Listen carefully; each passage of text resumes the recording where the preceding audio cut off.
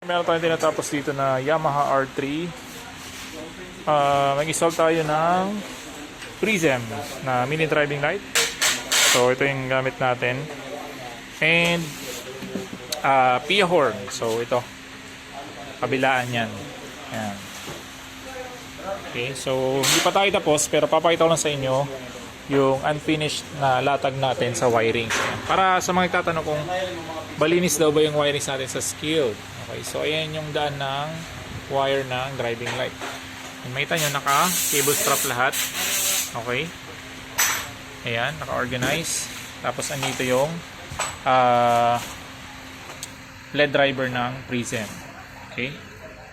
Tapos papunta doon, then meron tayong sariling linya papunta sa battery. Tapos protektado din yan ng sariling fuse. Ayan, may fuse na.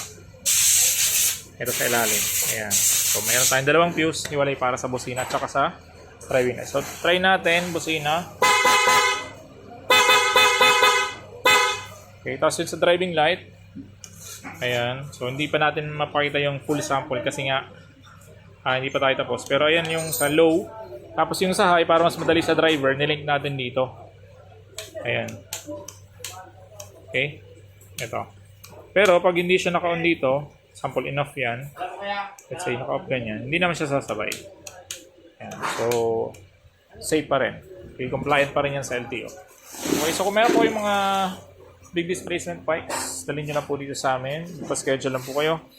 Tapos, pwede natin gawin yung bracket or yung driving light. Basta po doable.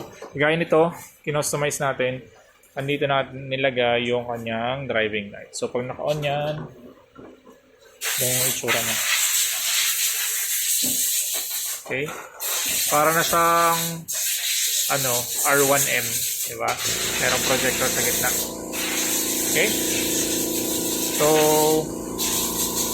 basta kaya natin na gawin yung ipapa-customize nyo, okay, gagawa natin ang paraan. Ito kasi request ng customer natin na ilagay daw dito sa may gitna dito. Okay, so dyan natin pinosession. Ako mismo yung nagkamada ng bracket niya. Tapos, Silex yung nagagawa sa wiring. Okay? So, piyan na po kayo sa page. Yung Customs here. God bless you sa inyo lahat. Ride safe and peace.